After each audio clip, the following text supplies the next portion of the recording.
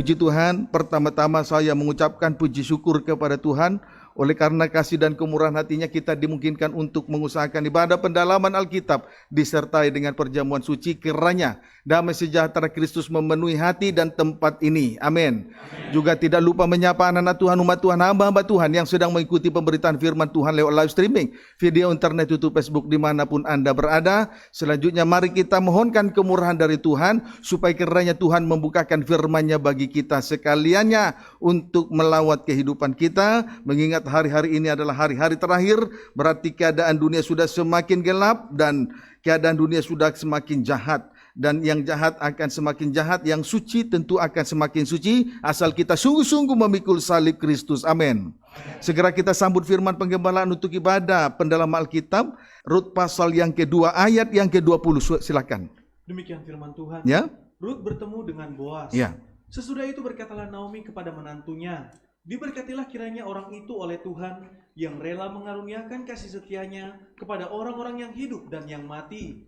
Lagi kata Naomi kepadanya, orang itu kaum kerabat kita, dialah salah seorang yang wajib menebus kita. Puji Tuhan. Lagi kata Naomi kepadanya, orang itu kaum kerabat kita, dialah salah seorang yang wajib menebus kita. Puji Tuhan. Di sini kita melihat Naomi menjelaskan tentang perihal Boas. Ya, Naomi menjelaskan tentang perihal Boas kepada Rut menantunya itu bahwasanya Boas adalah kaum kerabat atau saudara terdekat dari Elimelek, suami Naomi yang sudah mati itu. Puji Tuhan. Singkatnya, Naomi menjelaskan tentang perihal Boas kepada Rut menantunya itu bahwasanya Boas adalah kaum kerabat atau saudara terdekat dari Elimelek, suami Naomi yang sudah mati itu. Amin. Puji Tuhan. Saudaraku, kerabat sama artinya sanak atau saudara yang paling terdekat. Puji Tuhan. Saya ulangi, saudaraku, kerabat sama artinya sanak atau saudara yang paling terdekat. Puji Tuhan. Kita awali dulu dari Amsal pasal yang ke-7. Puji Tuhan. Amsal 7 ayat yang ke-4 sampai dengan ayat yang ke-5. Silakan. Demikian firman Tuhan. Ya. Katakanlah kepada hikmat. Ya, katakanlah kepada hikmat terus. Engkaulah saudaraku. Ya. Dan sebutkanlah pengertian itu sanakmu. Puji Tuhan. Haleluya. Di sini dikatakan, katakanlah kepada hikmat, engkaulah saudaraku, dan sebutkanlah pengertian itu sanakmu. Puji Tuhan. Biarlah kiranya hikmat itu menjadi saudara kita. Kemudian pengertian itu menjadi sanak kita. Amen. Puji Tuhan. Haleluya. Saudaraku, manfaat bila hikmat dijadikan sebagai saudara, kemudian pengertian sebagai sanak, dilindungi terhadap dua perempuan. Ayat 5 sudah? Belum. Baca. Supaya engkau dilindunginya terhadap perempuan jalang, Ya. terhadap perempuan asing yang licin. Puji Tuhan. perkataannya. Manfaat bila hikmat dijadikan sebagai saudara, kemudian pengertian sebagai sanak, ialah dilindungi terhadap dua perempuan. Dilindungi terhadap dua perempuan, yaitu satu perempuan jalang, dua perempuan asing yang licin perkataannya. Puji Tuhan. Haleluya. Manfaat bila hikmat dijadikan sebagai saudara, kemudian pengertian sebagai sanak, maka akan dilindungi terhadap dua perempuan, yaitu satu perempuan jalang, dua perempuan asing yang licin perkataannya. Amin, saudaraku. Amen. Saudaraku, kedua perempuan tersebut dijelaskan dalam kitab Wahyu, itulah perempuan Isabel dan perempuan Babel. Puji Tuhan, kedua perempuan tersebut dijelaskan di dalam kitab Wahyu, itulah perempuan Isabel dan perempuan Babel. Puji Tuhan. Saudaraku, kitab Wahyu adalah kitab yang terakhir. Kitab Wahyu adalah penutup dari semua kitab.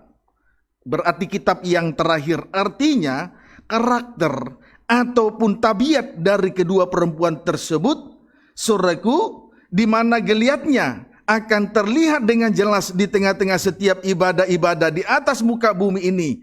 lewat pelayan-pelayan dan hamba-hamba Tuhan yang tidak berpegang teguh kepada perkataan Tuhan dan yang tidak menyimpan perkataan Tuhan di dalam hatinya. Dapat dipahami, saudaraku? Jadi, saudara, saya ulangi, kitab Wahyu adalah kitab yang terakhir, penutup dari semua kitab. Artinya, saudaraku, karakter atau tabiat dari kedua perempuan tersebut, di mana geliatnya nanti akan terlihat dengan jelas di tengah-tengah setiap ibadah-ibadah di atas muka bumi ini.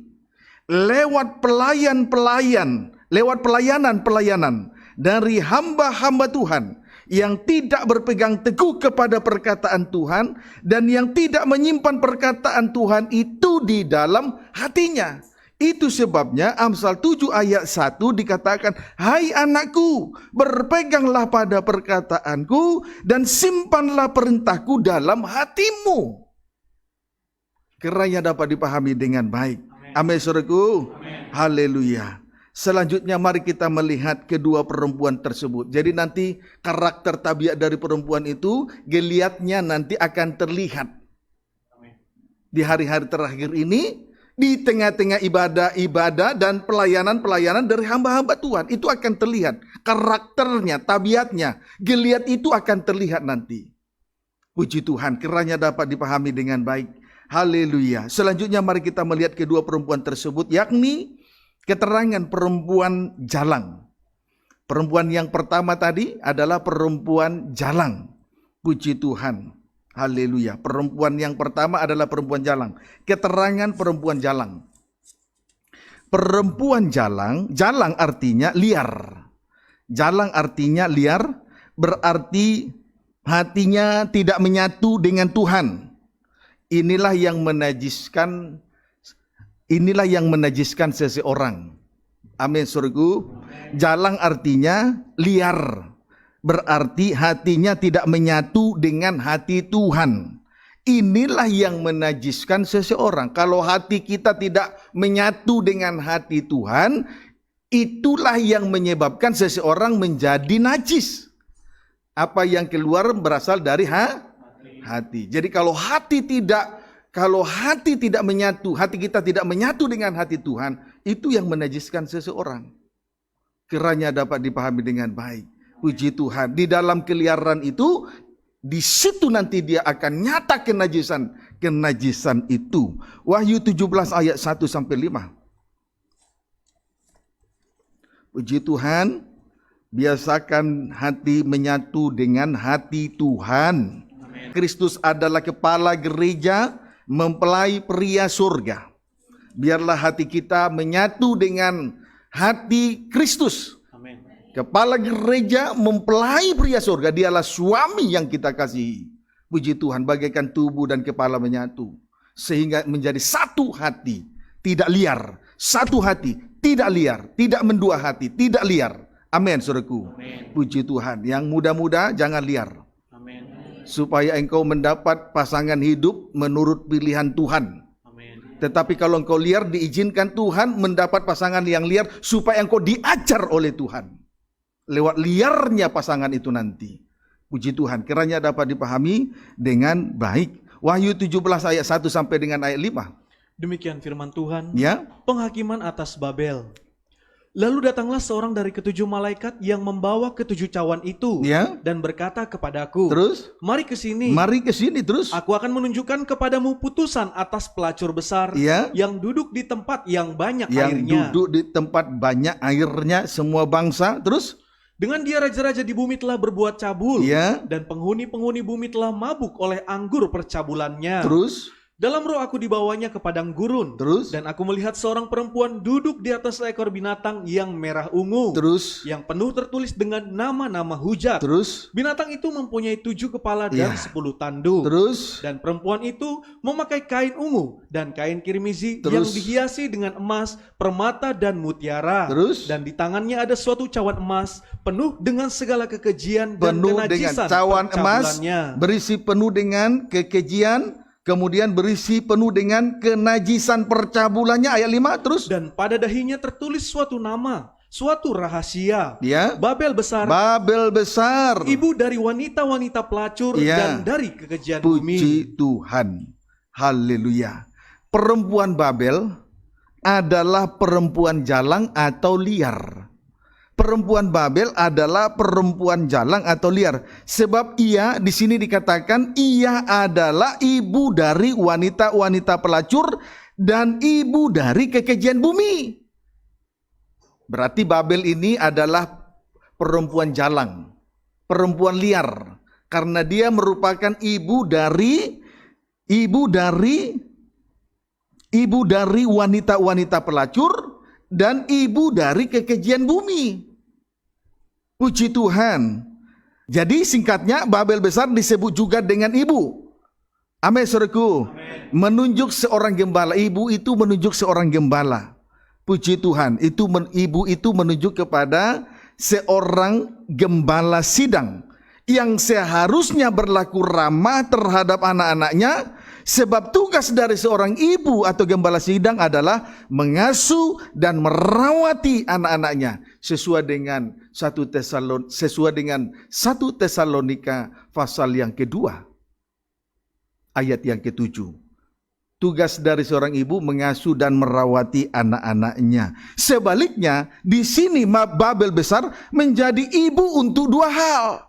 Tapi sebaliknya, di sini kita melihat Babel besar itu menjadi ibu untuk dua hal. Satu, ibu dari wanita-wanita pelacur. Dua, ibu dari kekejian bumi. Jadi berarti benar sekali bahwa Babel ini betul-betul perempuan liar jalang. Karena dia merupakan ibu dari wanita-wanita pelacur, ibu dari kekejian bumi. Itu yang Babel inilah yang menyebabkan sehingga terjadinya keliaran menjadi calang. Terjadinya wanita-wanita menjadi melacur. Terjadinya kekejian di tengah-tengah ibadah dan pelayanan.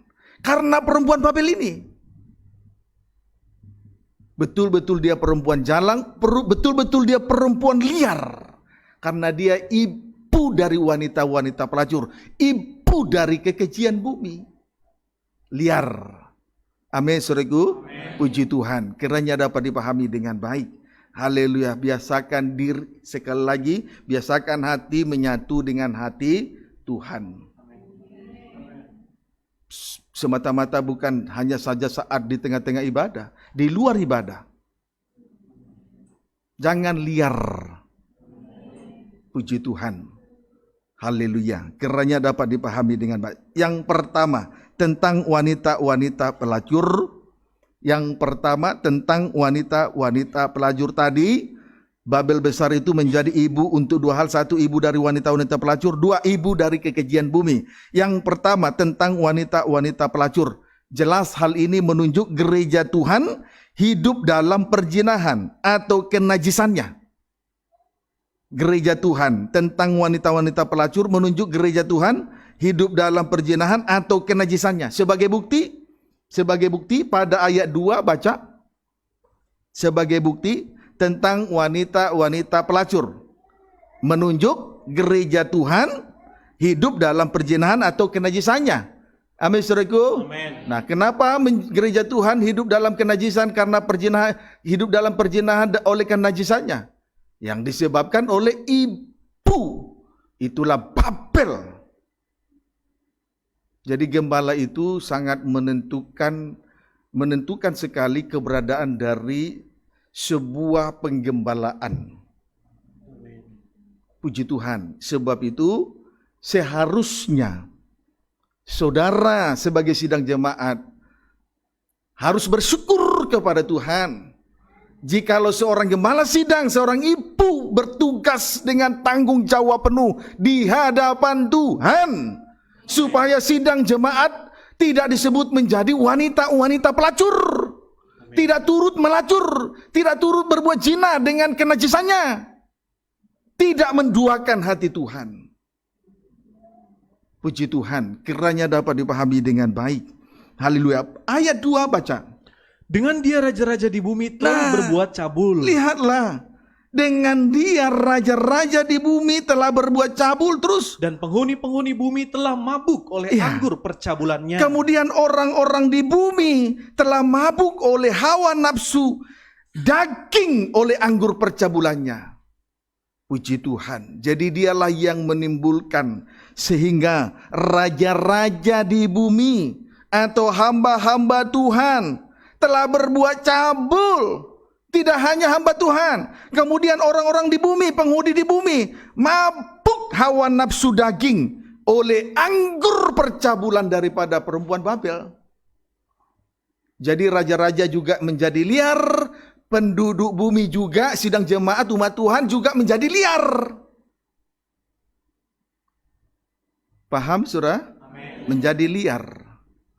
Puji Tuhan. Jadi minggu lalu pelajaran antara sidang jemaat terkait dengan gembala. Ruth itu gambaran dari anak rohani gereja Tuhan, mempelai Tuhan, terkait erat hubungannya dengan Naomi, ibu mertua gembala sidang. Puji Tuhan. Haleluya. Nah, contoh raja-raja atau hamba-hamba Tuhan telah berbuat cabul. Contoh raja-raja atau hamba-hamba Tuhan telah berbuat cabul itu bisa kita lihat, temukan di dalam Ibrani 12 diawali dulu ayat 15. Ibrani 12 diawali dulu ayat 15. Silakan. Demikian firman Tuhan. Ya. Jagalah supaya jangan ada seorang pun menjauhkan diri dari kasih karunia Allah. Ya. Agar jangan tumbuh akar yang pahit, Ya. yang menimbulkan kerusuhan, Menimbulkan kerusuhan, dan yang mencemarkan banyak orang. mencemarkan banyak orang. Puji Tuhan. Jagalah supaya jangan ada seorang pun yang menjauhkan diri dari kasih karunia. Jangan satu pun di antara kita yang menjauhkan diri dari kasih karunia. Amin. Yaitu kasih karunia yang dimaksud di sini ialah sengsara salib atau korban Kristus yang memang harus kita pikul bersama di tengah-tengah ibadah dan pelayanan ini. Jangan kita jauh dari kasih karunia. Jangan jauh dari korban Kristus yang memang harus kita pikul bersama-sama di tengah-tengah ibadah dan pelayanan ini. Karena sengsara salib atau korban Kristus itu merupakan hikmat Allah.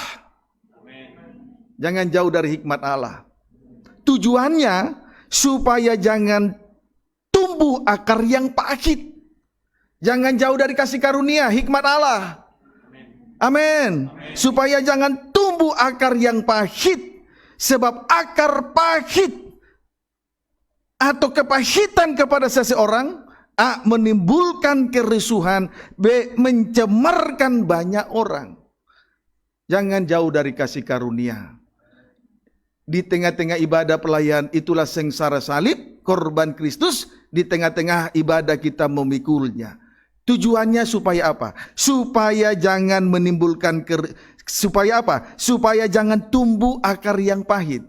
Jangan tumbuh akar pahit. Jangan jauh dari kasih karunia. Tujuannya supaya jangan tumbuh akar pahit. Akar pahit menimbulkan kerusuhan. Akar pahit juga mencemarkan banyak orang. Hati-hati kalau ada sakit hati kepada orang lain. Itu kepahitan. Dendam kepada orang lain itu juga kepahitan. Tidak mengampuni orang yang bersalah itu juga gambaran dari akar pahit.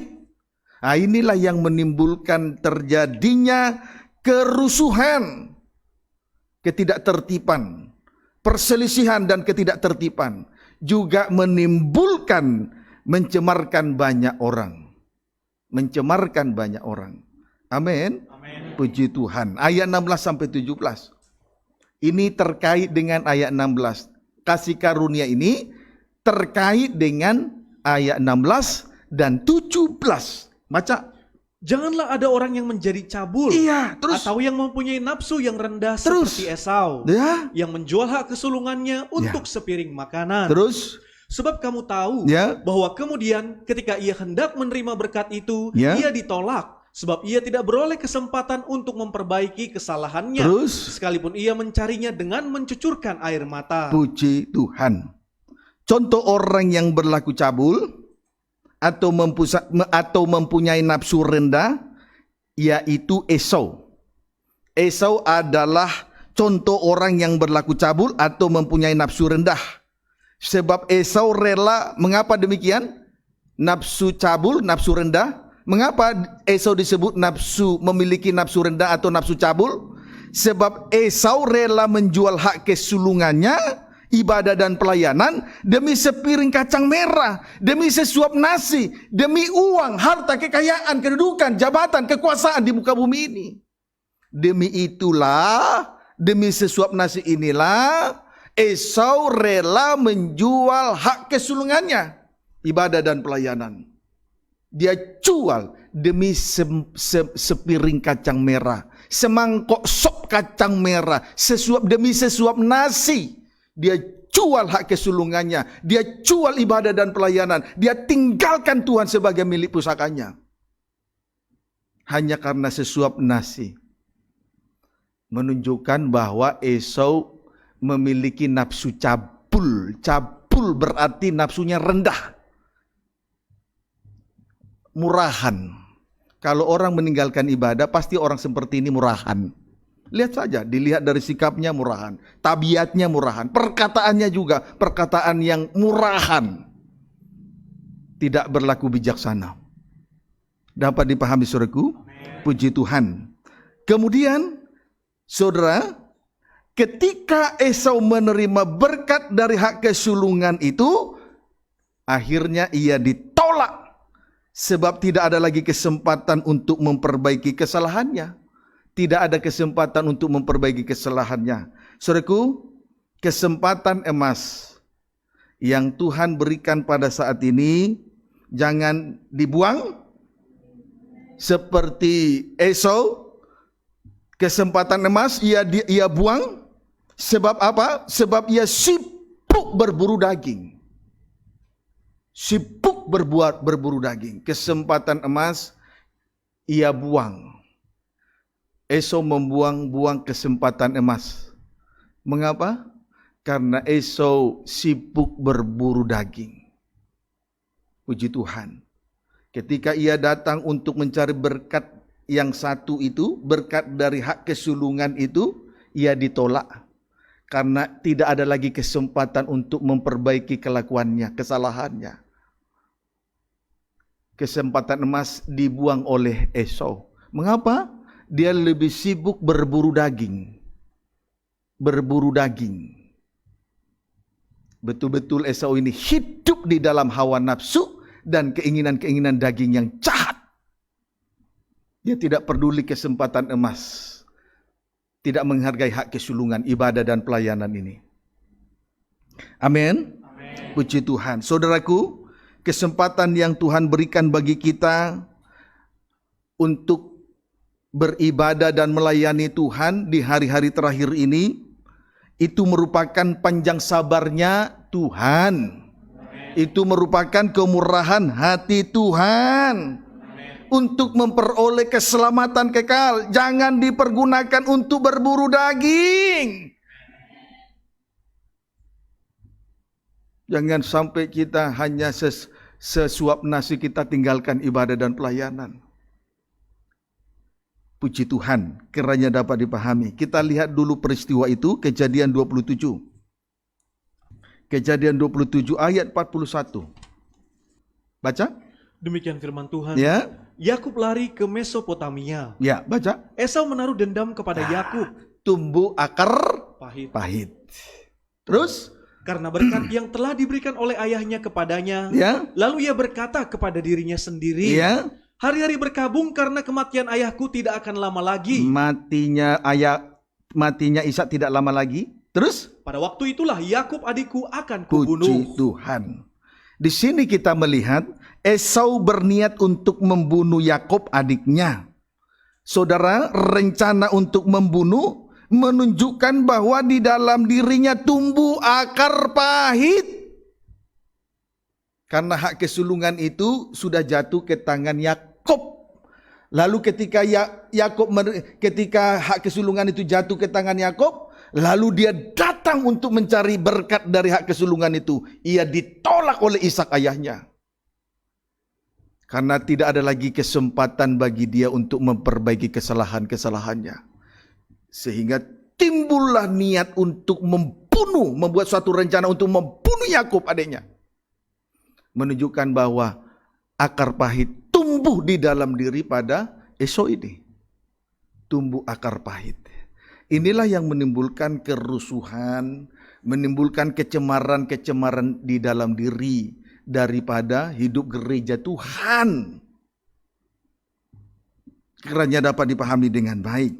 Oleh sebab itu, berusahalah untuk menjaga diri, yakni jangan menjauhkan diri dari kasih karunia, jangan menjauhkan diri dari sengsara salib. Di tengah-tengah ibadah kita memikul sengsara salib, supaya jangan tumbuh akar pahit. Puji Tuhan, haleluya. Terimalah pengertian ini dengan lapang hati. Menjadi suatu pengertian yang menyatu dengan pengertian kita sebagai manusia, supaya kita berlaku bijaksana di hadapan Tuhan. Haleluya. Kejadian 27 ayat 15. Kejadian 27 ayat 15, silakan. Demikian firman Tuhan. Ya. Kemudian Ribka mengambil pakaian yang indah kepunyaan Esau anak sulungnya. Jubah yang maha indah milik Esau anak sulungnya. Terus Pakaian yang disimpannya di rumah, ya, lalu disuruhnyalah dikenakan oleh Yakub anak terus bungsunya. puji Tuhan, haleluya. Sebetulnya Esau adalah seorang imamat rajani, seorang hamba Tuhan, imamat rajani, raja-raja dan imam-imam pelayan Tuhan. Tetapi sayang, ia menyimpan jubah yang maha indah itu di rumah, disimpan di dalam lemari. Tanda bahwa dia tidak menghargai hak kesulungan.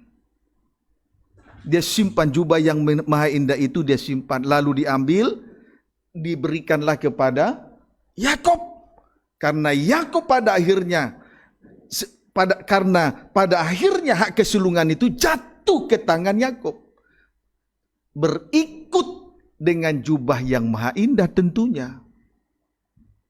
Kalau kita menghargai hak kesulungan, ibadah dan pelayanan, tentu akan diperlengkapi dengan jubah yang maha indah. Harta yang indah. Itulah karunia-karunia Roh Kudus dan jabatan-jabatan Roh Kudus di dalam rumah Tuhan. Disediakan oleh Tuhan. Jangan sampai lo ya sibuk memancing ikan di pantai sana, sementara harinya sudah hari ibadah, masih sibuk. Selagi masih ada kesempatan. Ingat, satu kali nanti akan terjadi kompetisi besar-besaran. Karena Tuhan terus bukakan firman-Nya. Karena pada dasarnya nanti orang banyak akan berduyun-duyun mencari Gunung Sion. Manfaatkan kesempatan ini loh saudara ya. Manfaatkan loh ya. Saya bukan sedang mengancam ini, tapi sedang mengarahkan saudara untuk lebih menghargai ibadah dan pelayanan. Di dalamnya di situ disediakan karunia-karunia Roh Kudus, di dalamnya disediakan jabatan-jabatan di dalam rumah Tuhan. Puji Tuhan, kiranya dapat dipahami dengan baik. Haleluya. Nah, mengapa Esau menyimpan jubah yang maha indah di dalam rumah, dalam kurung di dalam lemari? Sebab ia telah berlaku cabul, liar, cabul, atau nafsu rendah.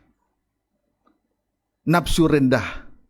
Hanya karena sepiring kacang merah, sesuap nasi dia tinggalkan ibadah, tinggalkan pelayanan. Hanya karena gaji, bekerja dan mendapat upah, dia tinggalkan ibadah dan pelayanan.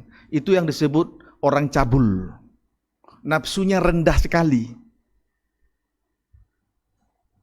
Nafsunya rendah sekali. Amin saudaraku. Haleluya. Itu sebabnya jubah yang maha indah itu jatuh ke tangan Yakub. Jadi satu paket, hak kesulungan sudah satu paket dengan jubah yang maha indah. Amin, saudaraku. Puji Tuhan. Haleluya.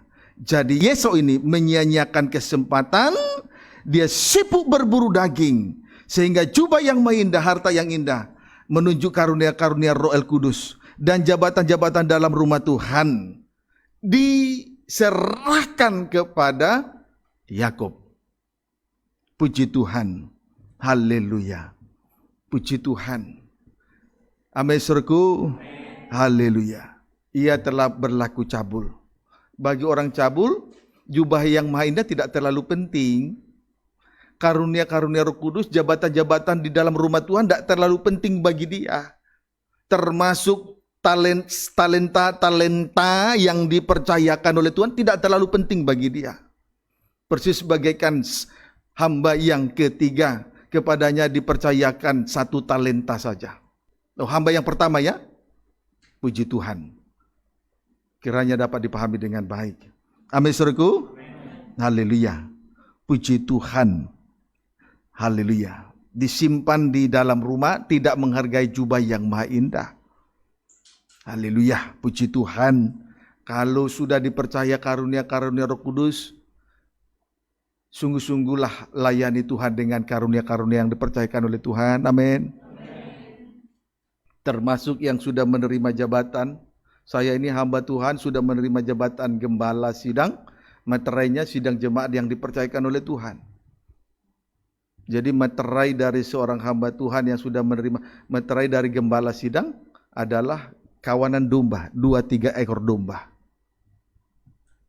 Puji Tuhan. Haleluya. Kejadian 25 ayat 27 sampai 28. Kejadian 25 ayat 27 sampai 28. Demikian firman Tuhan. Ya. Esau dan Yakub. Ya. Lalu bertambah besarlah kedua anak itu. Ya. Esau menjadi seorang yang pandai berburu. Esau yang pandai berburu daging, sibuk berburu daging, terus Seorang yang suka tinggal di tinggal padang. di padang dunia sana, di luaran sana. Orang dunia di luaran sana, tinggal di padang di luaran sana. Terus Tetapi Yakub adalah seorang yang tenang. berbanding terbalik dengan Yakub, dia seorang yang tenang. Mengapa? Karena Yakub adalah seorang yang tenang. Terus Yang suka tinggal kemudian di kemah. suka tinggal di kemah, di dalam rumah Tuhan. Sudah dipancangkan dalam rumah Tuhan, menjadi penopang dalam rumah Tuhan. Itulah Yakub. Kalau Esau tidak, sibuk berburu daging. Sebab itu ia tinggal di padang. Orang dunia tidak suka di dalam rumah Tuhan. Dia tinggal di padang untuk berburu daging. Kesempatan yang ada disia-siakan. Padahal kesempatan adalah panjang sabar Tuhan. Kesempatan adalah kemurahan Tuhan untuk memperoleh pertolongan untuk diselamatkan. Terus baca.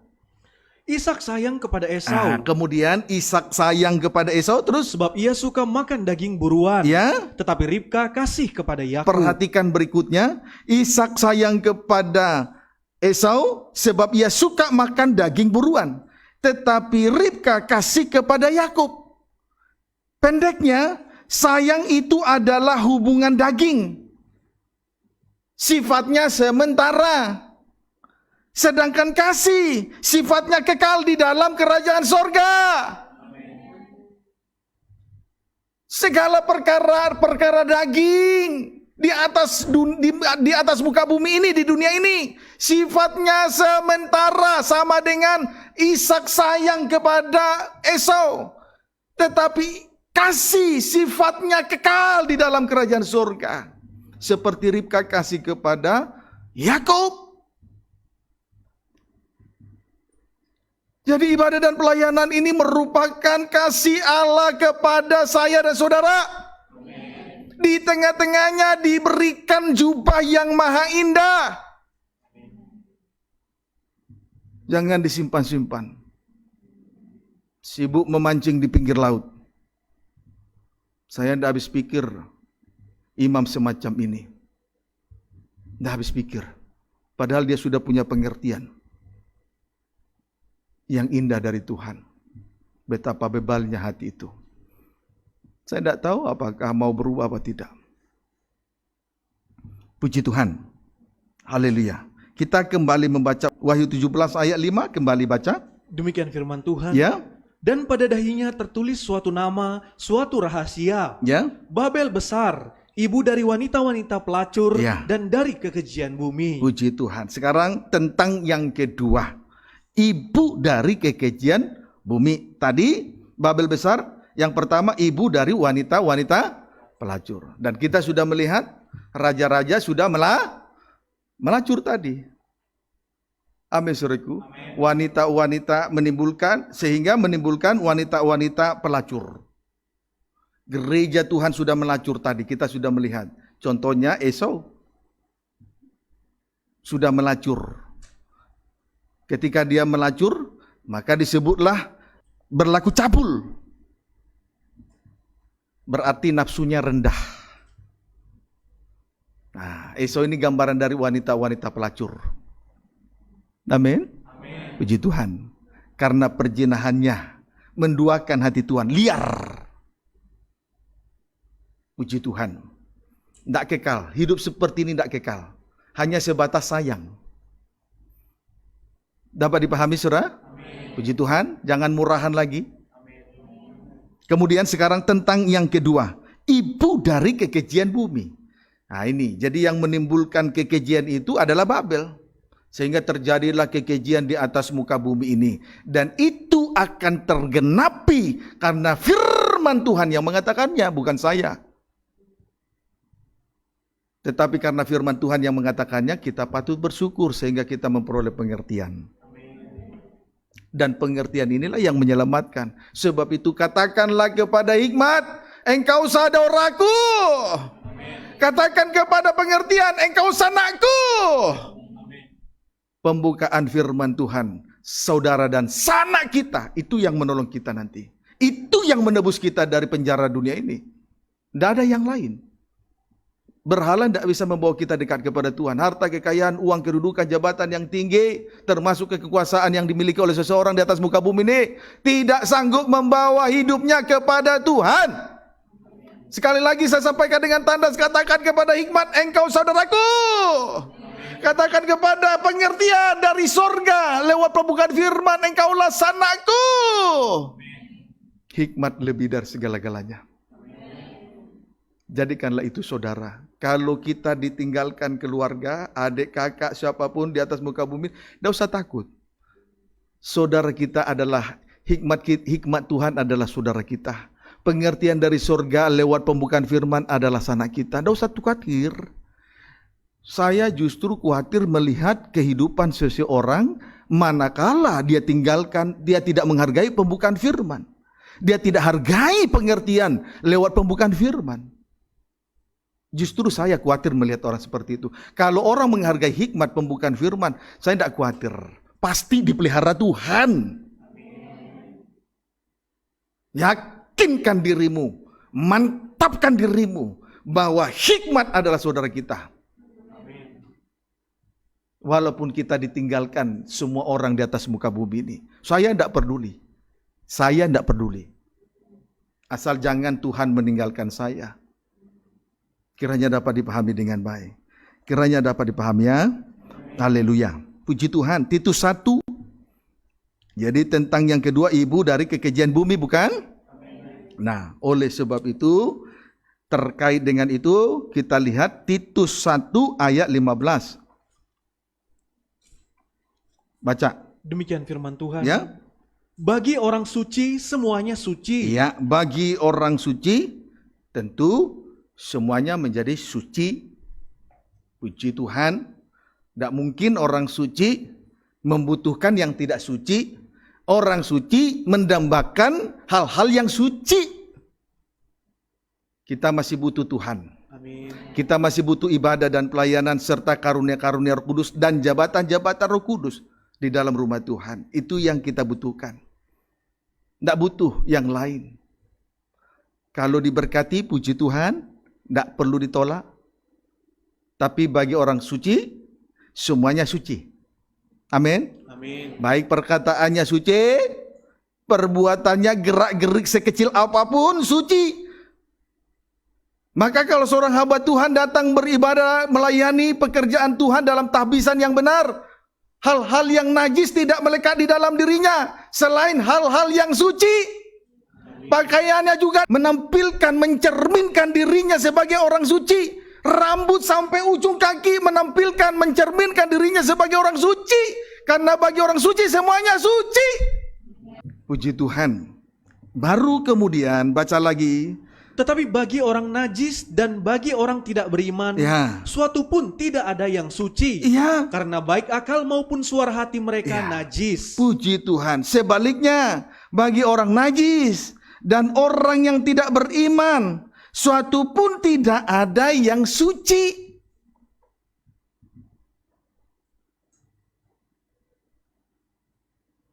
Orang najis, orang yang tidak beriman kepada Tuhan lewat ibadah dan pelayanan, tidak memiliki firman iman.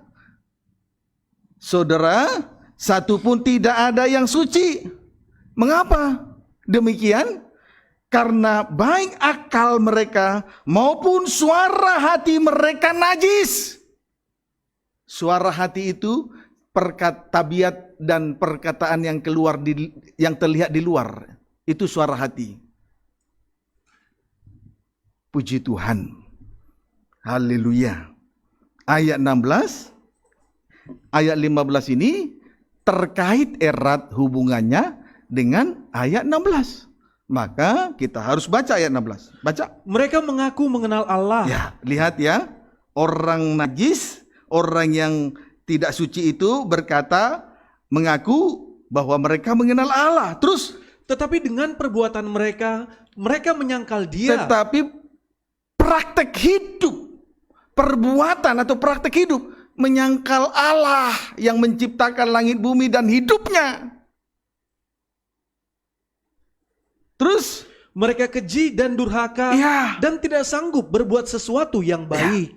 tulis saja, tanda apabila seseorang menyangkal Allah, berlaku keji dan durhaka atau memberontak kepada Allah. Berarti tidak sanggup berbuat sesuatu yang baik. Tanda apabila seseorang menyangkal Allah, titik 2, berlaku keji dan durhaka atau memberontak kepada Allah. Berarti tidak sanggup berbuat sesuatu yang baik. Puji Tuhan. Haleluya. Jadi ini tanda orang yang menyangkal Allah. Berlaku keji dan durhaka, memberontak kepada Allah. Menyangkal Allah atau menyangkal salib Kristus, berlaku keji dan durhaka, memberontak kepada Allah. Berarti tidak sanggup berbuat sesuatu yang baik. Itu sudah pasti. Orang keji, orang durhaka. Puji Tuhan. Yang kedua tadi, Babel adalah ibu dari kekejian, menimbulkan terjadinya kekejian, bukan? Amin. Ya, 1 Yohanes pasal yang kedua, ayat yang ke 18, 19. Baca. Demikian firman Tuhan. Ya. Antikristus. Antikristus, terus? Anak-anakku, Ya. waktu ini adalah waktu yang terakhir. Ya. Dan seperti yang telah kamu dengar, Ya. seorang antikristus akan datang. Ya, ini geliat. Tabiat karakter dari perempuan liar, perempuan jalang, itu akan nampak di hari-hari terakhir. Di tengah-tengah ibadah dan lewat pelayanan dari hamba-hamba Tuhan. Di sini sudah dijelaskan. Waktu ini adalah waktu yang terakhir. Terus Sekarang telah bangkit seorang antikris akan datang. Kemudian telah bangkit banyak antikris. Terus Itulah tandanya. Geliat sudah terlihat, geliatnya karakter tabiat dari perempuan jalang sudah terlihat. Puji Tuhan. Terus Itulah tandanya bahwa waktu ini benar-benar adalah waktu yang terakhir.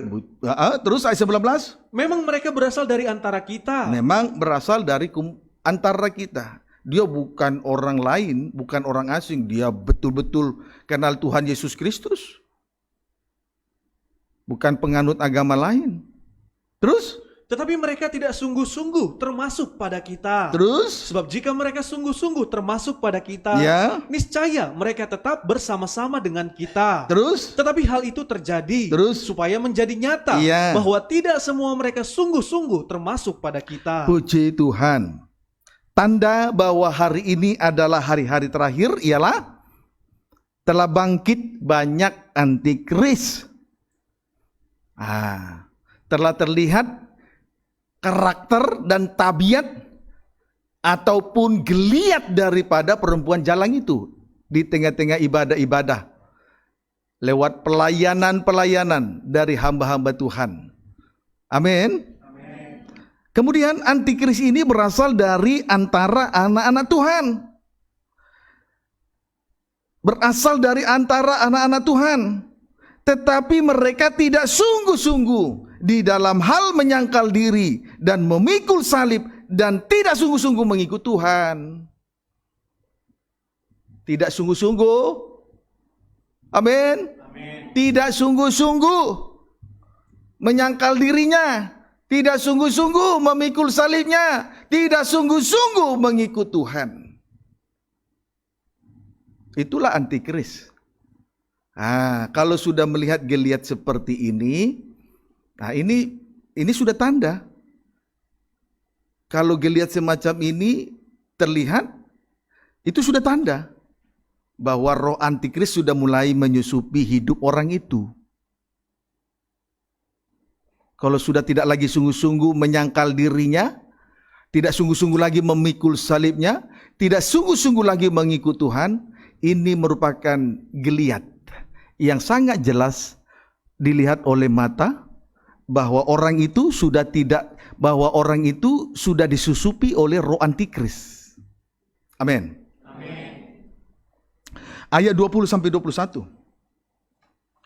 Tetapi kamu telah beroleh pengurapan dari Yang Kudus. Ya. Dan dengan demikian kamu semua mengetahuinya. Ya, Roh Kudus pengurapannya juga memberitahukan.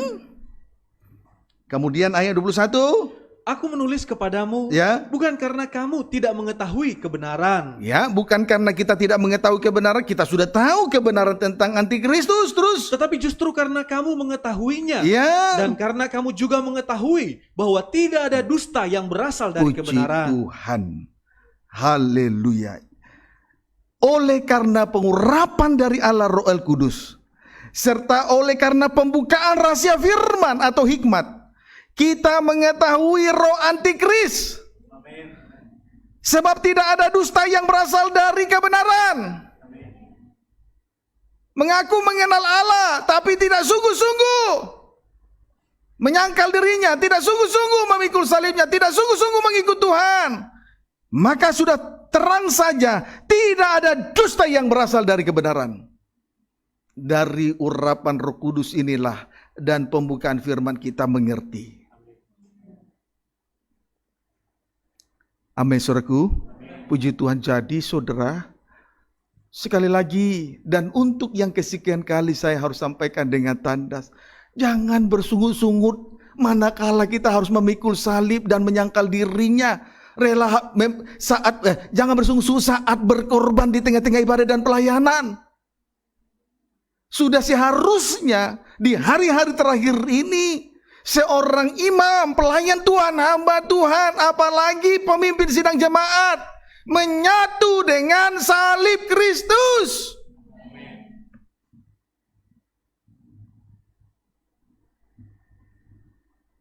Mengaku mengenal Allah tapi tidak sungguh-sungguh menyangkal diri, tidak sungguh-sungguh memikul salib, tidak sungguh-sungguh mengikut Tuhan.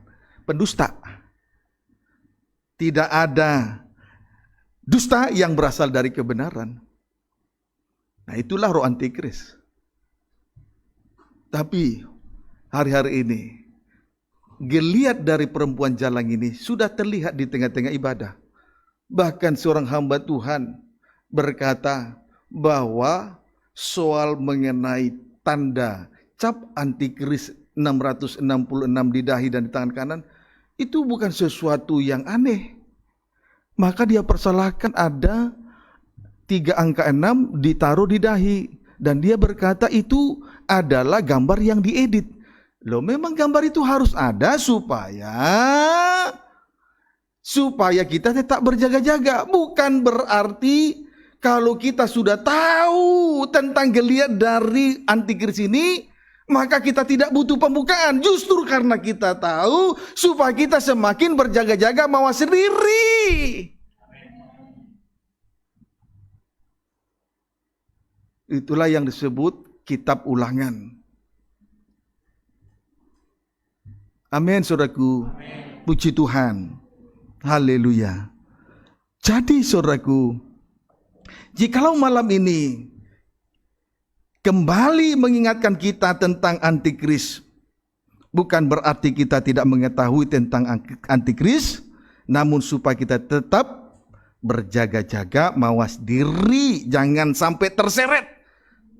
Karena antikris ini, roh antikris ini, roh jalang, roh liar ini, saudara, tidak serta-merta begitu saja lalu cap antikris itu ditempelkan di dahi dan di tangan kanan.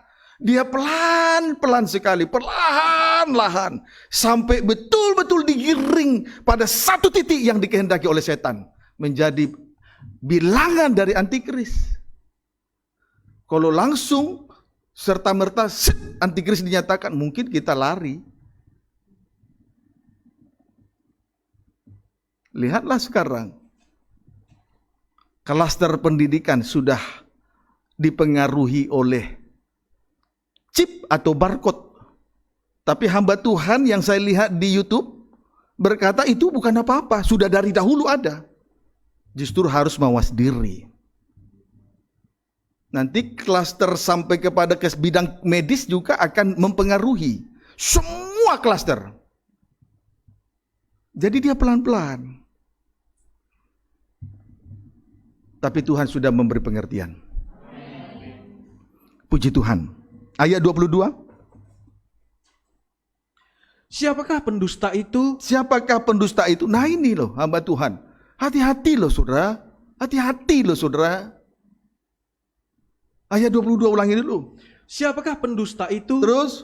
Bukankah dia yang menyangkal bahwa Yesus adalah Kristus? Iya, pendusta itu adalah menyangkal salib. Terus? Dia itu adalah antikristus. Iya. Yaitu dia yang menyangkal baik bapa maupun anak. Siapa pendusta itu?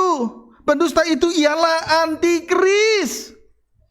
Karena mereka menyangkal salib Kristus, menyangkal Bapa. Puji Tuhan. Jadi kita memang harus mengena dengan darah salib Kristus. Jangan bersungut-sungut. Kalau diajar berkorban, baik tenaga, baik pikiran, baik waktu, bahkan materi, uang, apa saja yang bisa kita korbankan, korbankan saja. Tuhan tidak bikin kita bangkrut.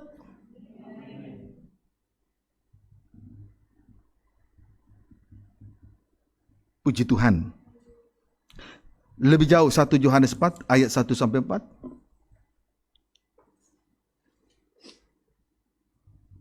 Bisa kiranya dipahami? Bisa? Amin.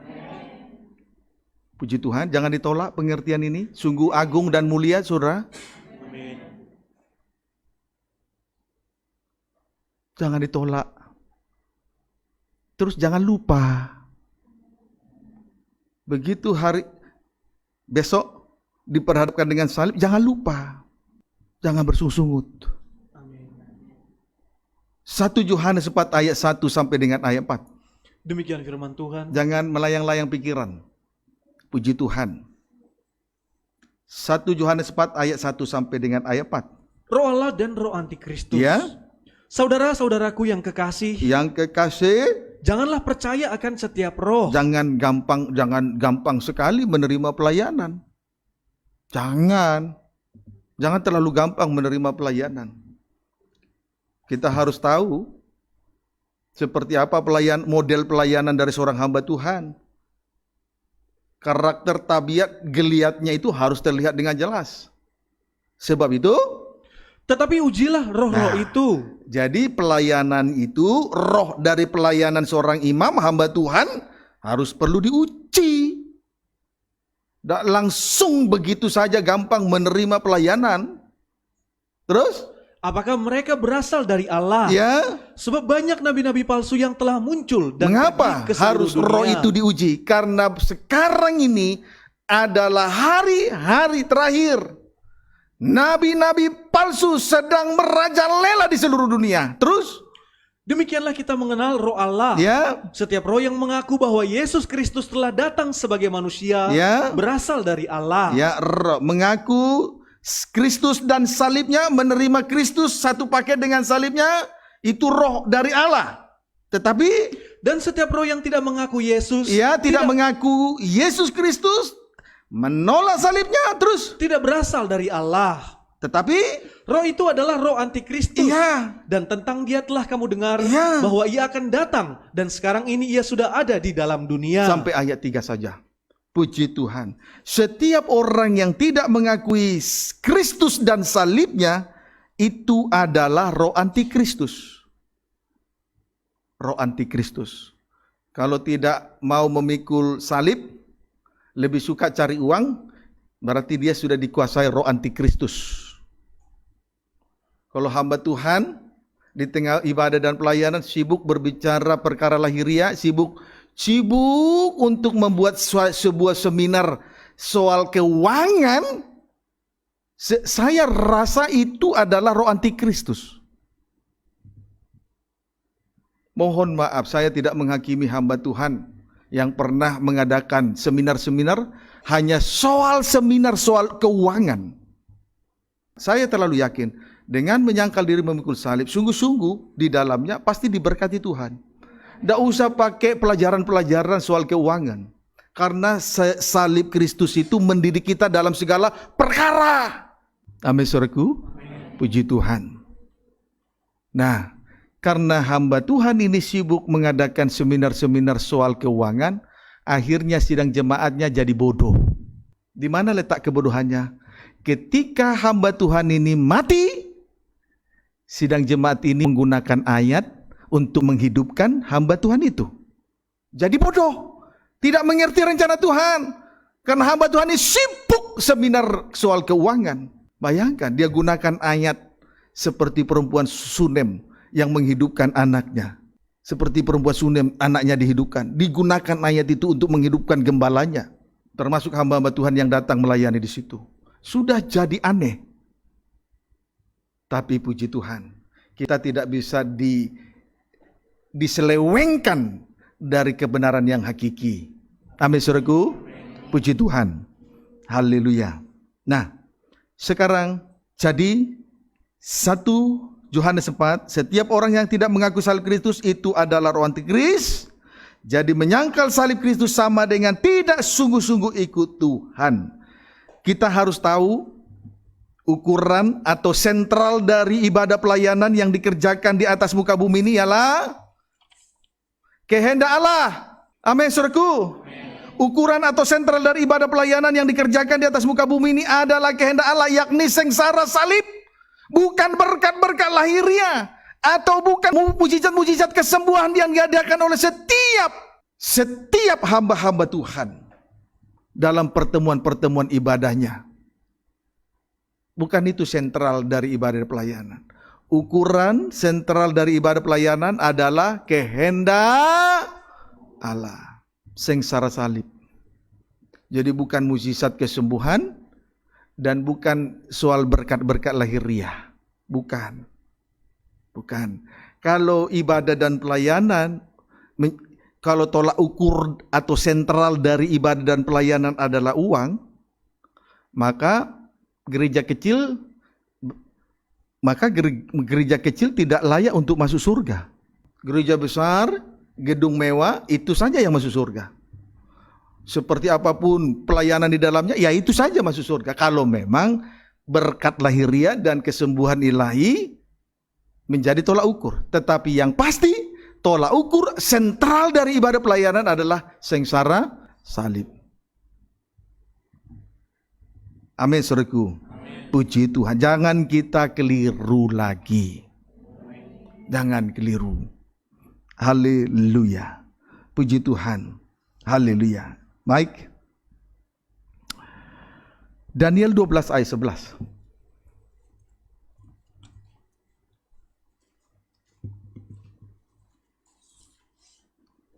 Daniel 12 ayat 11. Silakan. Demikian firman Tuhan. Ya. Sejak dihentikan korban sehari-hari Ya. dan ditegakkan dewa-dewa kekejian yang Ya. membinasakan itu, Ya. ada 1290 hari. Puji Tuhan. Antikris atau pembinasa keji berdiri di tempat kudus selama 3,5 tahun, dan pada saat itu mereka akan menghentikan korban sehari-hari. Mari kita lihat korban sehari-hari lebih jauh. Daniel 11 ayat 31. Daniel 11 ayat 31 terus. Tentaranya akan muncul. Ya. Mereka akan menajiskan tempat kudus Nah, benteng itu. menajiskan tempat kudus. Terus Menghapuskan korban sehari-hari dan menegakkan kekejian yang membinasakan. puji Tuhan. Kemudian antikris menajiskan tempat kudus dengan menghapuskan korban sehari-hari. Lalu mereka menegakkan kekejian yang membinasakan itu. Puji Tuhan. Lalu berikutnya Daniel 9 ayat 27. Menegakkan kekejian. Puji Tuhan. Daniel 9 ayat 27. Demikian firman Tuhan. Ya. Raja itu akan membuat perjanjian itu menjadi Ya. berat bagi banyak orang. Ya. Selama 1 kali 7 masa. Selama 1 kali 7 masa berarti sama dengan 7 masa itu sama dengan 7 tahun, sama dengan 2 kali 3,5 tahun. Lalu kemudian Pada pertengahan 7 masa itu, pada pertengahan 7 masa atau 3,5 tahun yang kedua, terus ia akan menghentikan korban sembelihan dan Ya. korban santapan. antikris akan menghentikan korban sehari-hari. Itulah korban sembelihan dan korban santapan. Terus Dan di atas sayap kekejian akan datang yang membinasakan. pada saat korban sehari-hari dihentikan, maka di atas sayap kekejian akan datang yang membinasakan. Akan datang yang membinasakan. Jadi antikris itu disebut juga dengan pembinasa keji. Dapat dipahami? Amin. Disebut pembinasa keji. Mengapa timbul kekejian di bumi? Jelas karena perempuan jalang, karena perempuan liar, karena perempuan Babel. Dengan kenajisan dan percabulannya. Sehingga akhirnya pun 1 kali nanti selama 3,5 tahun yang terakhir, rumah Tuhan akan dinajiskan, saudara. Lalu korban sehari-hari dihentikan. Itulah korban santapan dan korban sembelihan. Pada saat korban santapan, korban sembelihan atau korban sehari-hari dihentikan, maka muncullah sayap kekejian yang membinasakan. Muncullah sayap kekejian yang membinasakan, saudara. Puji Tuhan. Haleluya. Nah, kita lihat dulu korban santapan itu menunjuk firman Allah. Tadi korban sehari-hari itu menunjuk 2 hal, 1 korban santapan, 2 korban sembelihan. Korban santapan itu menunjuk firman Allah sebagai makanan rohani dan kebutuhan pokok jiwa kita. Amin. Nah, puji Tuhan. Sehingga dengan demikian, ketika korban santapan ini dihentikan, maka tergenapilah Amos 8 ayat 11. Di mana Tuhan akan mengirimkan kelaparan atas negeri ini. Bukan lapar karena makanan, bukan haus karena minuman, melainkan lapar dan haus akan mendengarkan firman Tuhan. Korban santapan sudah dihentikan. Pada saat rumah Tuhan dinajiskan oleh pembinasa keji, antikris. Puji Tuhan. Haleluya. Dapat dipahami? Amin. Sedangkan korban sembelihan itu menunjuk korban Kristus. Korban sembelihan menunjuk korban Kristus, atau sengsara salib yang memang harus dipikul atau dipersembahkan di atas mezbah, yakni ibadah dan pelayanan, yaitu ibadah dan pelayanan. Puji Tuhan. Korban sembelihan itu menunjuk kepada korban sembelihan itu menunjuk korban Kristus ya. Amin. Atau sengsara salib yang memang harus dipikul oleh anak-anak Tuhan di tengah-tengah ibadah dan pelayanan, lalu dipersembahkan di atas mezbah pelayanan, ibadah pelayanan, mezbah ibadah pelayanan di hadapan Tuhan. Puji Tuhan, kiranya dapat dipahami dengan baik. Jadi itu akan dihentikan. Kira-kira kalau korban sembelihan dihentikan, bagaimana nasib orang banyak? Bagaimana nasib penduduk bumi? Bagaimana nasib orang-orang atau penghuni-penghuni di bumi ini? Bukankah salib adalah pengantara antara langit dengan bumi? Penyambung antara langit dengan bumi? Sebab Yesus adalah imam besar, menjadi pengantara, menjadi pendamaian terhadap dosa manusia dengan Allah. Dan bukankah Yesus yang disalibkan merupakan korban penebusan bagi dosa, bagi orang yang terjual kepada maut? Lalu kalau korban sembelihan dihentikan, bagaimana nasib orang-orang banyak? Maka selagi kesempatan ada di tengah ibadah dan pelayanan, kita memikul salib, hargai. Jangan liar. Sebab itu kalau beribadah jangan ibadah liturgis. Harus betul-betul dinikmati hubungan itu dengan Tuhan. Betul-betul pembukaan firman itu memperoleh suatu pengertian yang besar. Jangan saudara pikir ibadah itu sama seperti ibadah di luaran sana. Nyanyi-nyanyi, sesudah nyanyi 1 jam lebih, lalu kemudian sikaraba, lalu kemudian sibuk dengan bicara soal berkat, sesudah sibuk berbicara soal berkat, hanya sibuk dengan berbicara soal berkat, lalu hanya menyampaikan 1-2 ayat, lalu sibuk dengan mengadakan mukjizat kesembuhan, tapi tidak diajar untuk menyangkal diri memikul salib dan mengikut Tuhan. Kalau kita tidak memperoleh pengertian yang benar, datang beribadah tanpa pengertian yang benar tidak bisa menyenangkan hati Tuhan. Ibadah itu pasti tidak menyenangkan hati Tuhan. Seharusnya kedalaman hati Tuhan yang dinyatakan kepada kita harus dihargai. Jangan dianggap enteng, saudara. Jangan dianggap enteng, saudara. Banyak di antara kita masih menganggap enteng pembukaan firman. Masih banyak. Itu yang membuat hati Tuhan sedih loh, saudara. Tuhan mau datang mengulurkan 2 tangannya, tapi kita tolak. Buktinya anggap enteng, itu yang membuat hati Tuhan sedih. Puji Tuhan, kiranya dapat dipahami dengan baik. 2 Timotius 3 ayat 10 sampai ayat 12 baca. Demikian firman Tuhan. Ya.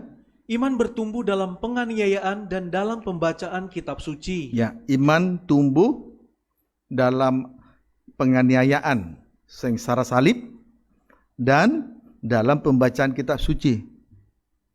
Saudara, di dalam kitab suci, di situ tertulis firman Allah. Sering-sering membaca firman Allah. Amin. Supaya iman bertumbuh. Jangan sampai tiba di rumah, pulang kerja, tiba di rumah tidur, cerita, ngawur, teleponan, main game. Tidak akan pernah bertumbuh iman kehidupan seseorang seperti ini. Iman orang seperti ini tidak akan pernah bertumbuh. Jadi iman itu tumbuh dalam aniaya, sengsara salib, dan membaca kitab suci. Di dalamnya firman Tuhan tertulis. Baca saja firman Tuhan, pasti tumbuh iman. Mengapa orang Kristen tidak bisa baca Alkitab? Kalau baca komik cepat, baca Alkitab lambat. Karena dia malas membaca firman Tuhan. Sehingga imannya pun tidak bertumbuh. Puji Tuhan. Dapat dipahami, saudara? Amin. Ayat 10 sampai 12. Tetapi engkau telah mengikuti ajaranku. Itulah Timotius mengikuti ajaran sehat terus. Cara hidupku. Kemudian mengikuti cara hidup Terus? pendirianku, Ya. imanku, Ya. kesabaranku, Ya. kasihku, dan ketekunanku. Terus? Engkau telah ikut menderita penganiayaan Ya. dan sengsara seperti yang telah kuderita di Antiokhia dan di Ikonium dan di Antiokhia Listra. dan Ikonium di Listra. Terus? Semua penganiayaan itu kuderita dan Tuhan telah melepaskan aku daripadanya. 12. Memang setiap orang yang mau hidup beribadah di dalam Kristus Yesus, Memang tidak disangkali. Memang artinya tidak disangkali. Setiap orang yang mau hidup beribadah dalam Kristus Yesus akan menderita aniaya. Itu tidak bisa dipungkiri. Jadi jangan aneh dengan sengsara salib. Jangan merasa asing dengan korban Kristus. Jangan bersungut-sungut kalau diajar korban, tenaga, pikiran, waktu, materi, uang, apapun yang diajarkan oleh Tuhan. Sama seperti Timotius, anak rohani dari Rasul Paulus, mengikuti ajaran sehat. Itulah ajaran menyangkal diri, memikul salib ikut Tuhan. Kemudian mengikuti contoh teladan yang ditinggalkan oleh Rasul Paulus, yaitu baik cara hidupnya, baik pendiriannya, baik iman Rasul Paulus, kesabaran Rasul Paulus, kasih Rasul Paulus, dan ketekunannya, semua diikuti. Karena memang berarti tidak dipungkiri, tidak disangkal, setiap orang yang mau hidup beribadah di dalam Kristus Yesus akan menderita aniaya. Jadi kalau orang Kristen bersungguh-sungguh di tengah ibadah pelayanan, berarti belum mengerti tentang kebenaran. Belum mempunyai pengertian yang baik. Sehingga orang yang semacam ini kalau beribadah tidak akan pernah menyenangkan hati Tuhan. Hamba Tuhan seperti ini tidak mengerti sangkal diri pikul salib, maka tidak akan pernah menyenangkan hati Tuhan. Ibadah dan pelayanannya hanya liturgis saja, mencuri kemuliaan Tuhan. Amin. Puji Tuhan. Haleluya. Belajar korban. Ingat, memang setiap orang yang mau hidup beribadah, memang artinya tidak dipungkiri, tidak disangkali. Setiap orang yang mau hidup beribadah dalam Kristus Yesus harus menderita aniaya. Itulah kebenaran yang sejati, kebenaran yang hakiki. Di luar salib tidak ada lagi kebenaran. Selain hukum Taurat, kebenaran diri sendiri, dan hukum-hukum yang lain, termasuk hukum rimba. Terima kasih kerana saudara dapat memahami apa yang Tuhan sudah nyatakan malam ini. Kita bersyukur kepada Tuhan. Haleluya. Puji Tuhan. Ayat 13 sampai 14. sedangkan orang jahat dan penipu akan bertambah jahat. Mereka menyesatkan dan disesatkan. Lihatlah, orang jahat dan penipu akan bertambah jahat. Selain itu, mereka menyesatkan dan disesatkan. Kan jadi bodoh. Ada dua fakta yang terlihat di sini dari orang yang jahat. Satu, bertindak menyesatkan. Dua, disesatkan. Itu orang jahat yang tidak mau menyangkal diri memikul salibnya ikut Tuhan, tidak menghargai ibadah dan pelayanan. Menyesatkan dan disesatkan. Kalau tidak menyangkal diri dan memikul salib, satu kali nanti dia akan menyesatkan. Kalau tidak menyesatkan, dia akan disesatkan antikris. Sama-sama liar. Menyesatkan itu juga jalang. Disesatkan juga jalang liar. Apa kaitannya dengan ayat 14? Tetapi hendaklah engkau tetap berpegang pada kebenaran Ya, yang telah engkau terima dan engkau yakini, ya. dengan selalu mengingat orang yang telah mengajarkannya kepadamu. Namun biarlah kita berpegang teguh kepada kebenaran yang datang dari salib sebagai ajaran yang sehat. Puji Tuhan. Haleluya. Saudara, singkatnya, Daniel 9 ayat 27, pada pertengahan 7 masa akan menghentikan korban santapan, dan korban sembelihan di atas sayap kekejian. Lalu di atas sayap kekejian akan datang yang membinasakan. Lalu kemudian Daniel 11 ayat 31 menghapuskan korban sehari-hari, itulah korban sembelihan dan korban santapan, lalu akan menegakkan kekejian yang membinasakan. Daniel 12 ayat 11, sejak dihentikan korban sehari-hari dan ditegakkan dewa-dewa kekejian yang membinasakan.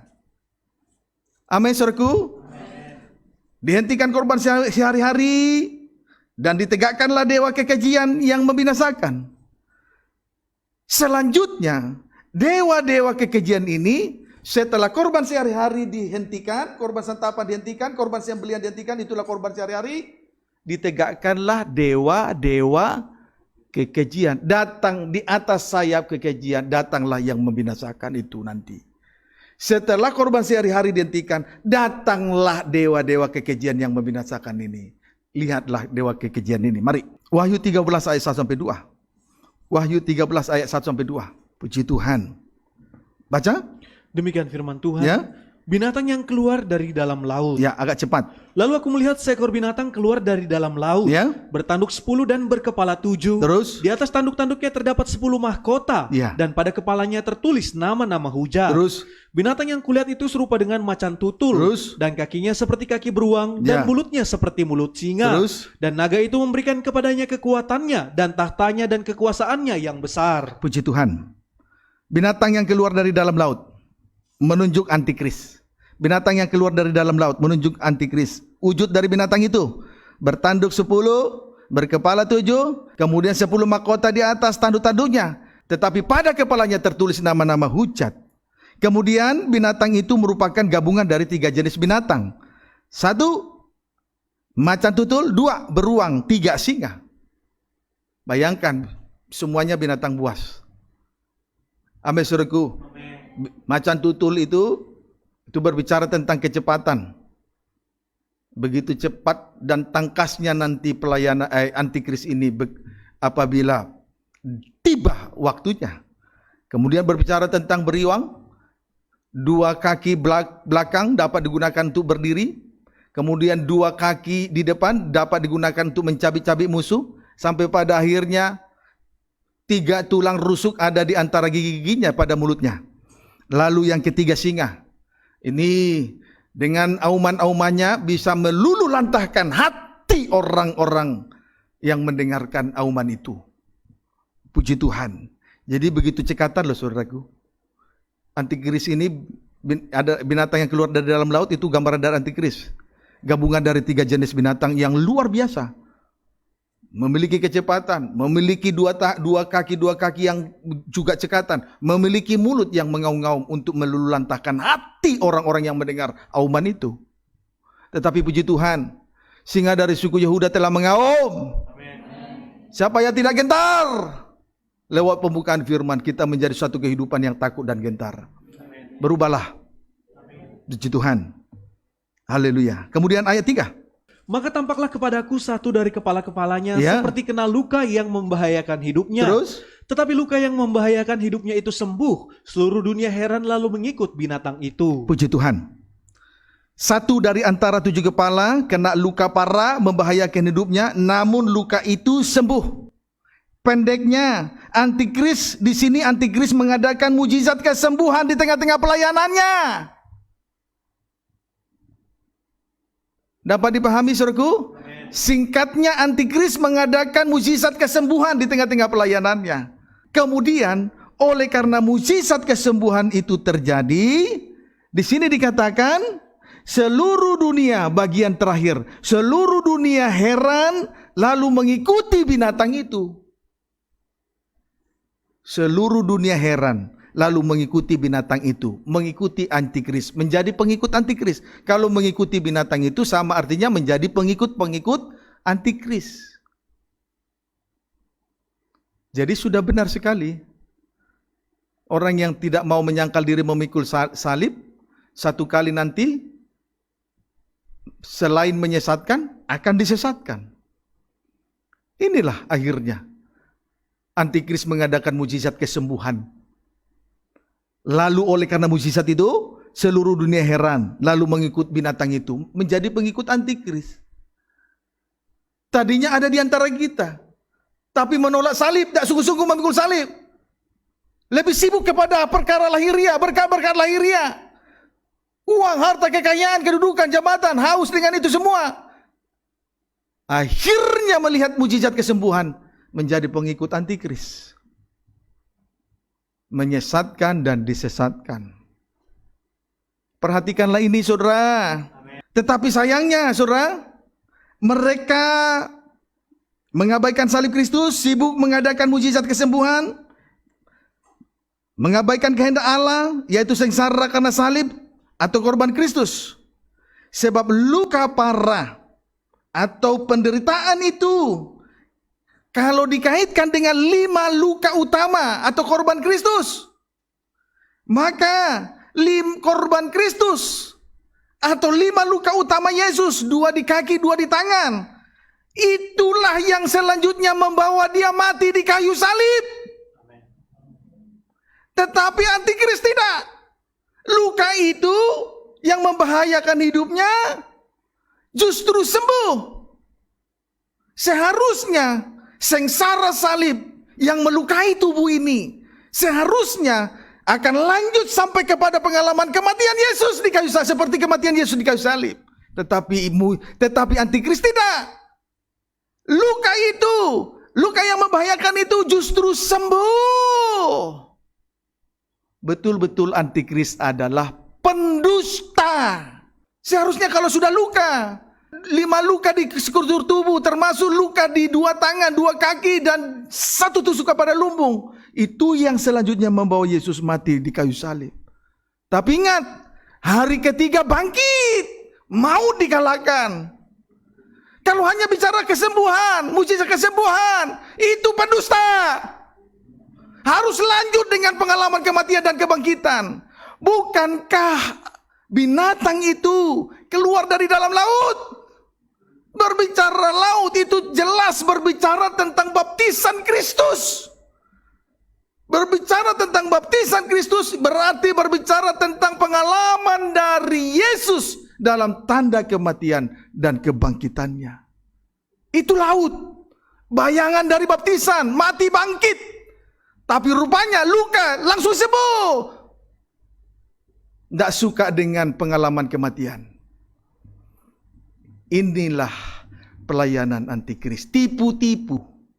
Akal-akalan. Kalau sudah terluka, lanjut sampai dengan pengalaman kematian. Sama dengan 1 titik. Apa fungsi titik? Mengakhiri riwayat dosa. Loh, mengakhiri riwayat dosa. Puji Tuhan. Kiranya dapat dipahami dengan baik. Haleluya. Tapi kita tidak bisa ditipu. Karena kita sungguh-sungguh menyangkal diri memikul salib, mengikut Tuhan. Amin. Puji Tuhan. Jangan dustai Tuhan. Sebab itu jangan bersungguh-sungguh dalam memikul salib. Puji Tuhan. Kemudian ayat 4. Dan mereka menyembah naga itu karena ia memberikan kekuasaan kepada binatang itu. Terus? Dan mereka menyembah binatang itu sambil berkata, siapakah yang sama seperti binatang ini? Dan siapakah yang dapat berperang melawan dia? Lihat, akhirnya orang-orang yang heran dengan mujizat kesembuhan yang diadakan oleh antikris itu, strip pertama menyembah naga itu atau ular tua, disebut juga iblis atau setan. Strip yang kedua menyembah binatang itu, antikris. Pada saat mereka menyembah binatang itu, puji Tuhan, sambil menyombongkan diri, sambil berkata, siapakah yang dapat berperang melawan dia? Puji Tuhan. Akhirnya orang-orang yang heran atas mujizat kesembuhan yang diadakan oleh antikris, menyembah naga, itulah ular tua, iblis atau setan, kemudian menyembah binatang itu. Akhirnya menyembah antikris. Lalu pada saat mereka menyembah setan dan antikris, mereka menyombongkan diri dan berkata, siapakah yang dapat berperang melawan dia? Antikris manusia bukan Tuhan, tapi sudah jadi keliru. Nah, mulailah kita mengambil kesimpulan, mulailah dewa-dewa kekejian ditegakkan. Kalau bukan dewa, untuk apa disembah? Kalau bukan dewa, untuk apa disembah? Berarti mulailah dewa-dewa ditegakkan. Paham, saudara? Jadi pelan sekali loh. Pelan sekali, tapi pasti. Tapi kita sekalipun begitu licik, tidak akan tertipu asal sungguh-sungguh. Rendah hati, jangan palsu. Sungguh-sungguh. Puji Tuhan. Haleluya. Nah, kemudian lihat ayat 5 sampai 6. Dan kepada binatang itu diberikan mulut yang penuh kesombongan Terus, dan hujat. ya. Kepadanya diberikan juga kuasa untuk melakukannya 42 bulan lamanya. Sama dengan 3 tahun setengah. Terus, Lalu ia membuka mulutnya untuk menghujat Allah, Ya. menghujat namanya, Terus. dan kemah kediamannya, Terus. dan semua mereka yang diam di Ya. sorga. Antikris menyombongkan diri dengan menghujat. 1, menghujat Allah. 2, menghujat namanya. 3, menghujat kemah kediamannya. 4, menghujat mereka semua yang diam di surga.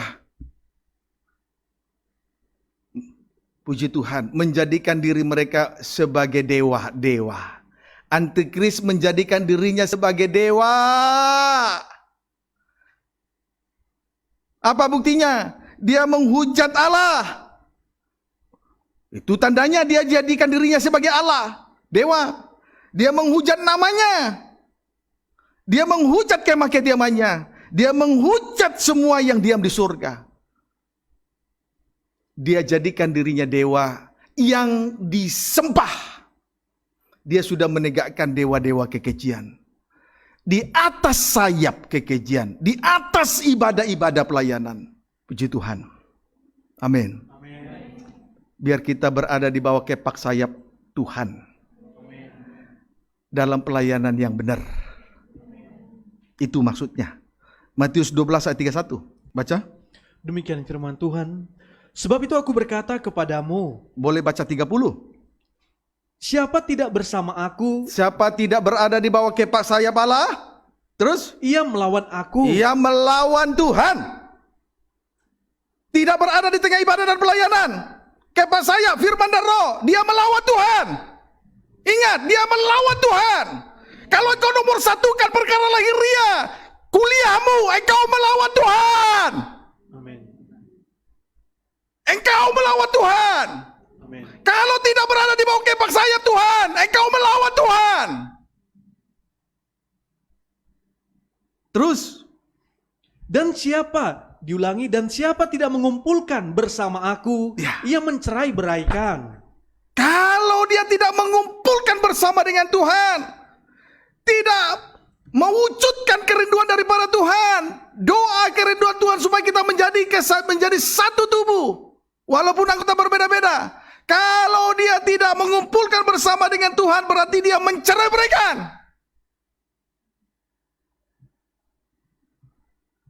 Perhatikan itu. Perhatikan sungguh-sungguh. Tidak ada di bawah kepak sayap. Engkau lawan Tuhan.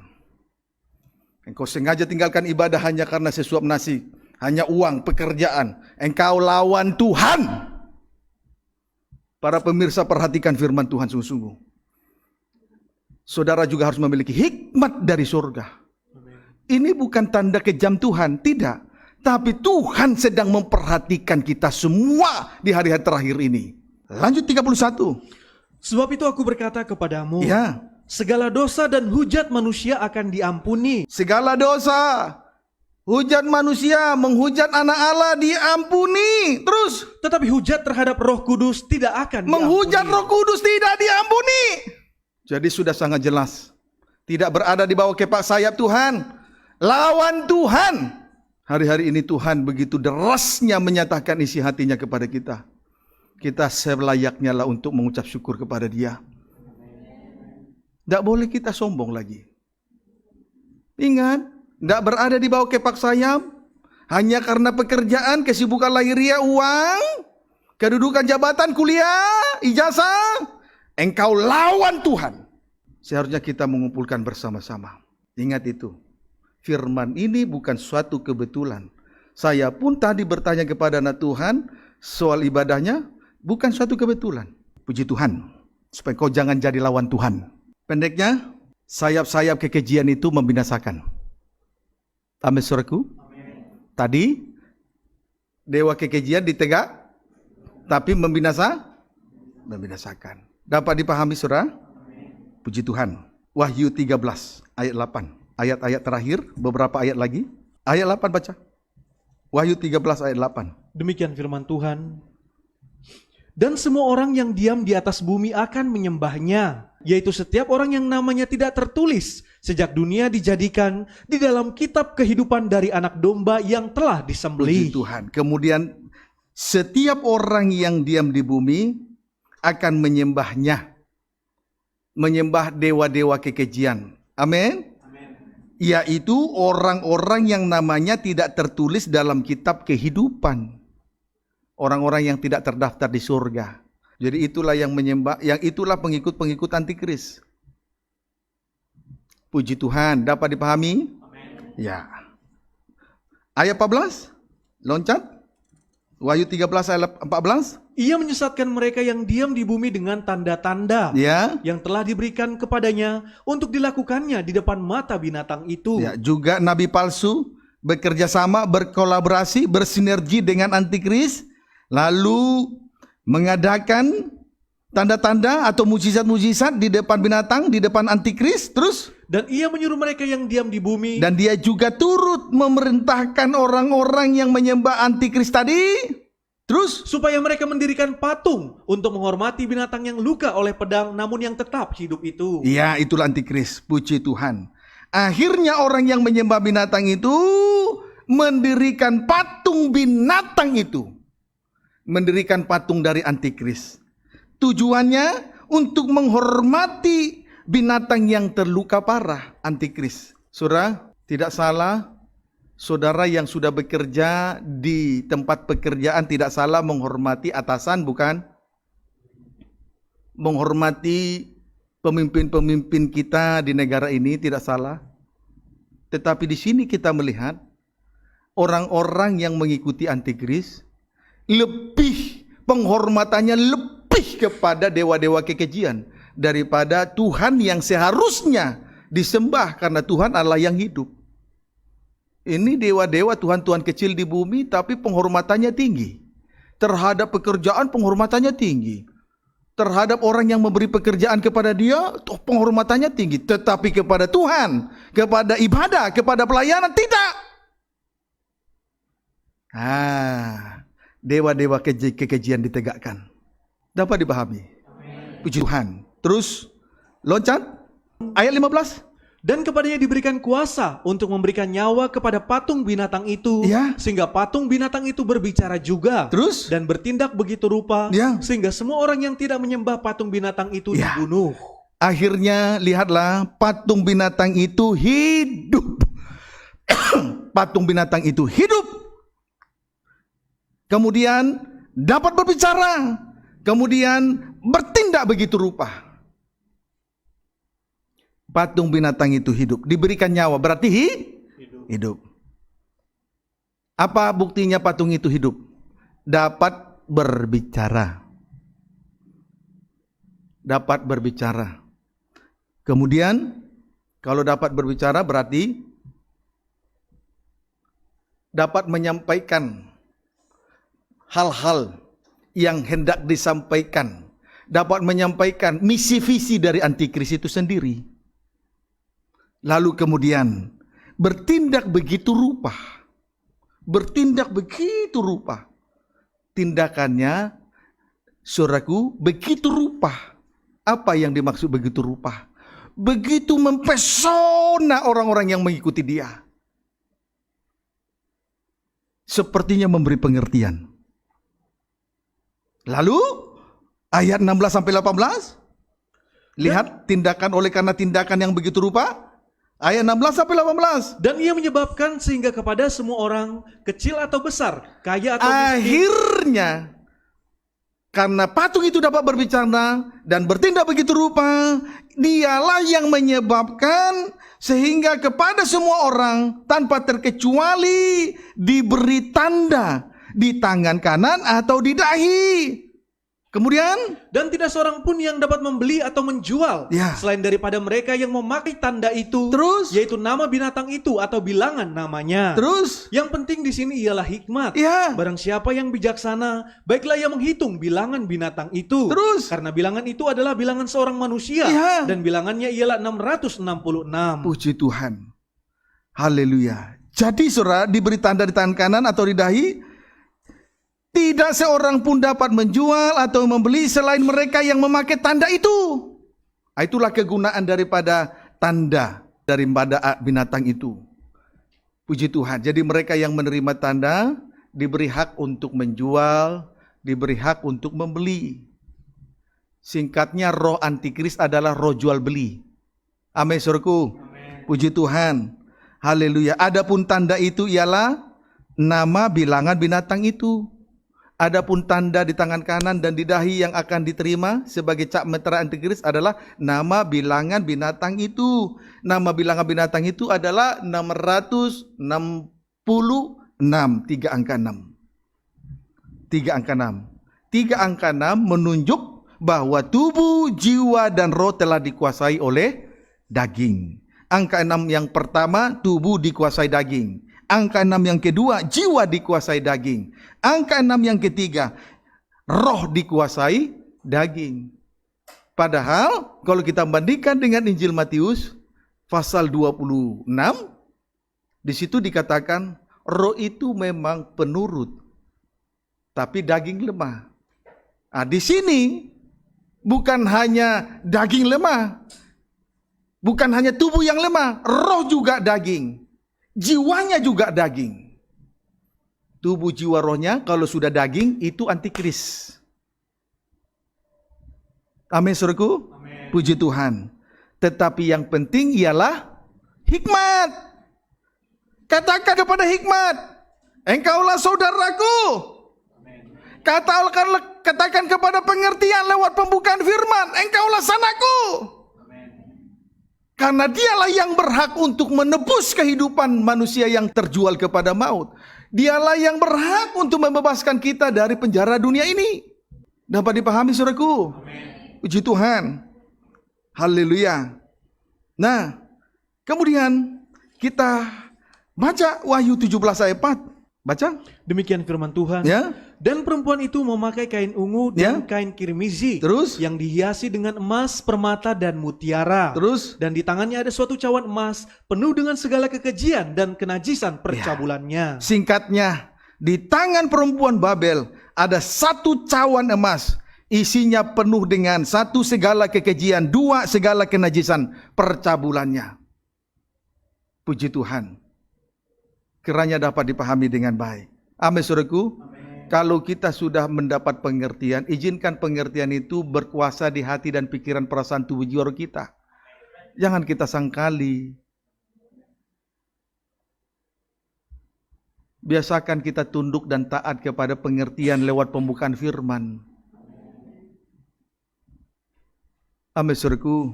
Puji Tuhan. Lihatlah, di tangan perempuan liar ini ada cawan emas. Isinya penuh dengan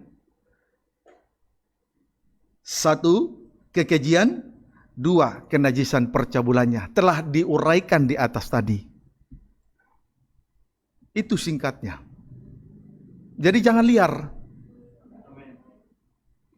Jangan liar.